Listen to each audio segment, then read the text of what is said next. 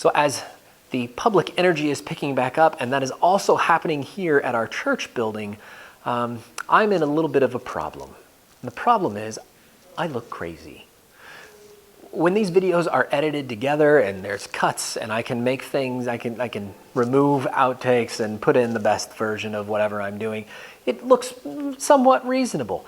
But as things are picking back up, there are more and more people in and around the building walking through this space.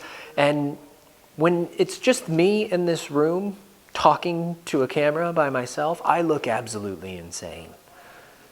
So it's time for all of my props that I've been using in these videos to go, leave, find a new home. We're gonna have to say goodbye.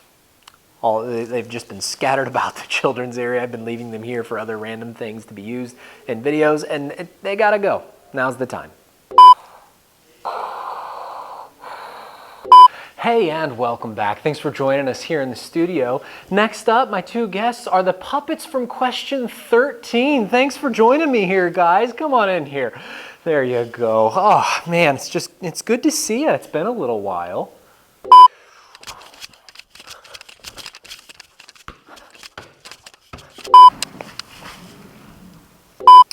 So where are you two from originally? This is definitely not gold. It's yellow.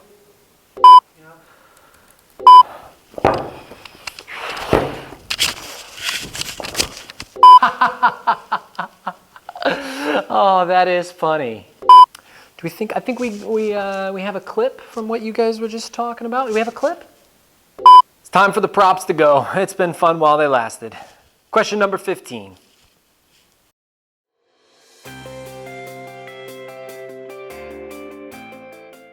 Continuing on with our catechism, we are on question number 16, and before we get to that turn where the Redeemer steps in, there's just a little bit deeper to go into the brokenness. So we've seen that we can't do it. We've seen what the law requires. We've seen our inability. We've seen why the law is still given. But before we get to that turn of Christ and the Redeemer, the question comes to fully understand, to make an attempt to exhaust every effort in our ability to realize that it falls short before punting to Christ. We ask the question today in question number 16. Question: what is sin? Answer: sin is rejecting or ignoring God and the world He created, rebelling against Him by living without reference to Him, not being or doing what He requires in His law, resulting in our death and the disintegration of all creation. So as the law outlines the borders of righteous behavior and the expectation of what it means to live righteously, and then it highlights how our lives are constantly passing over those borders, then we are left not being able to do what God commands, and the result is what we call sin. Living outside of the law. And sin has two conclusions in our answer. We've talked about the inability for us to live the law at length, so I want to focus on these two conclusions, which are very biblical. I'm going to show you. But first, they are that sin leads to death, and second, that sin leads to the disintegration of creation. And it's bleak, right? Like that is a heavy list that results from sinful behavior. Death and disintegration. It's not a very becoming description. And the song, if you use the children's songs, the song fits that, right? It's just this kind of flat, monotone. What is sin? It feels like anything that is put into those three monotone notes is going to feel really sad and depressing. Who ate my cereal? Where is the dog? Bert is better than Ernie. That is demonstrably false, by the way. Ernie is clearly superior, both in terms of personality and in facial grooming. So sin leads to death, and sin leads to disintegration. Let me show you those two things biblically. The first, death, Proverbs chapter 7 has this great description of wisdom and the seduction of sin and the comparative nature of what's going on there. And starting in verse 21, the writer of the book of Proverbs starts laying out what sin calls out, the description that make it look so good, but in the end, it's going to lead to death. Here's what he says.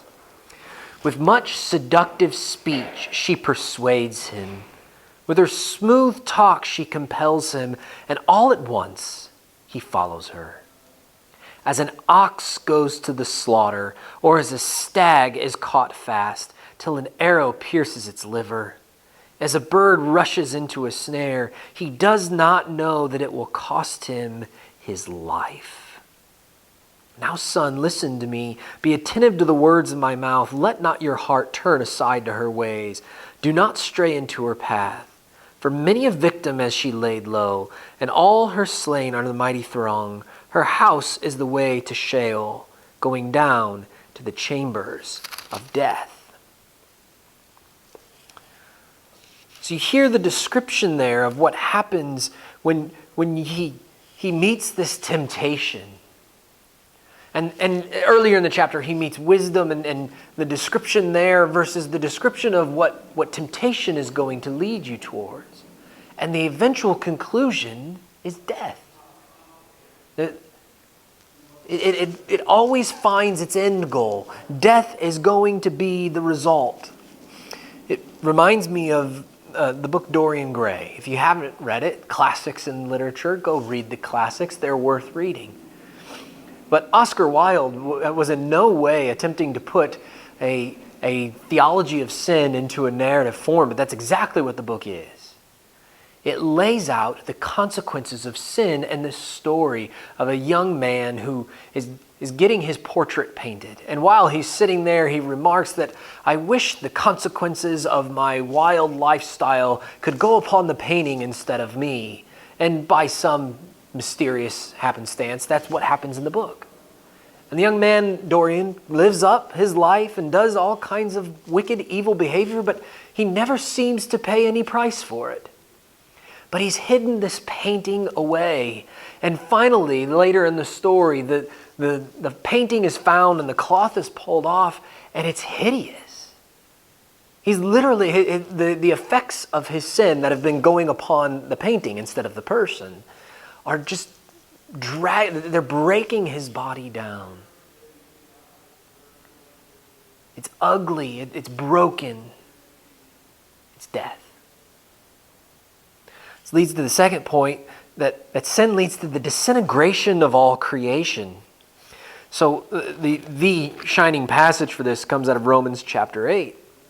And this description, this inability that you see of humanity in the first 8 chapters of Romans, right? This death that's come through sin and the hope that only comes through Christ. And he kind of, Paul returns to that struggle in chapter 8, starting in verse 19. For the creation waits with eager longing for the revealing of the sons of God.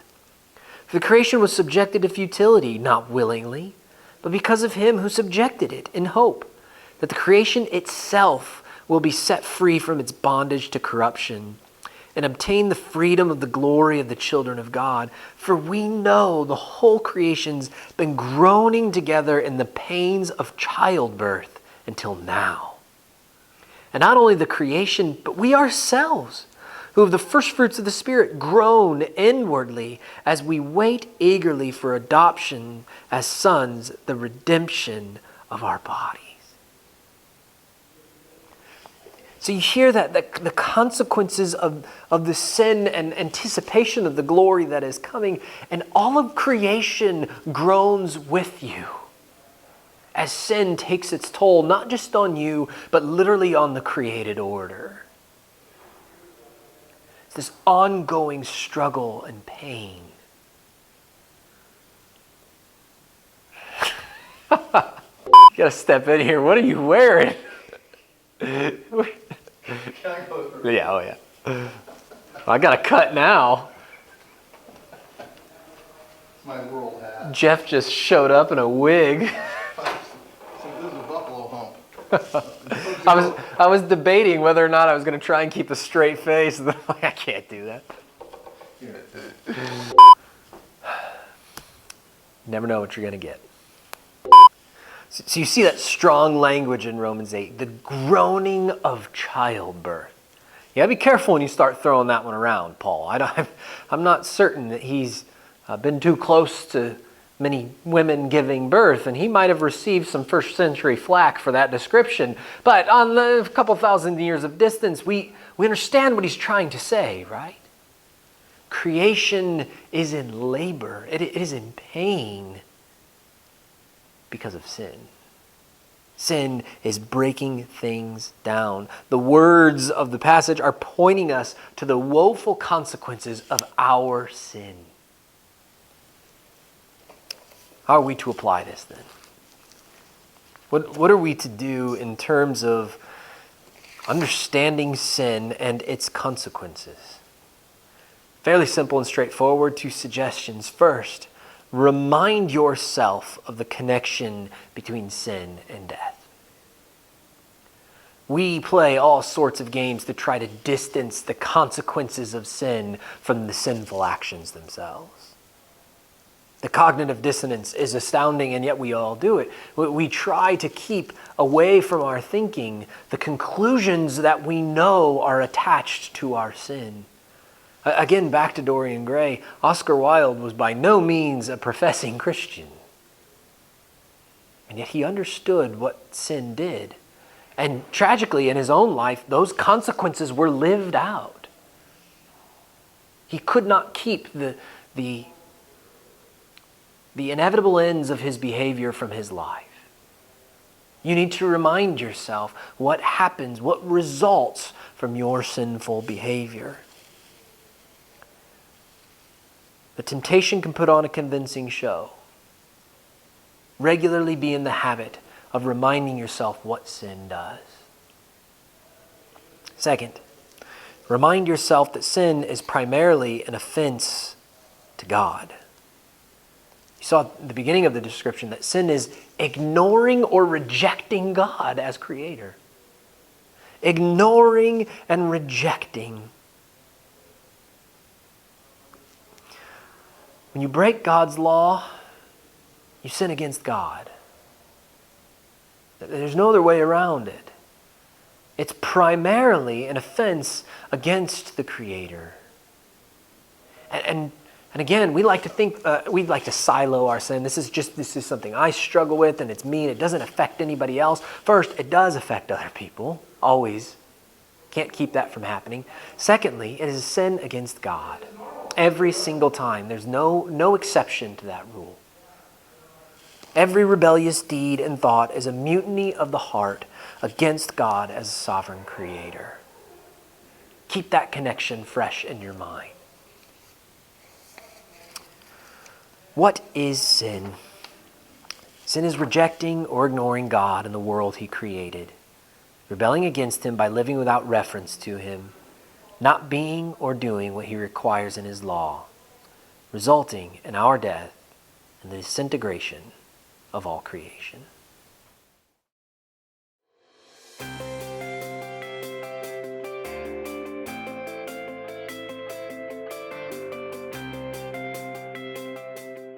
Not being or doing what He requires in His law. Welcome, Jeff.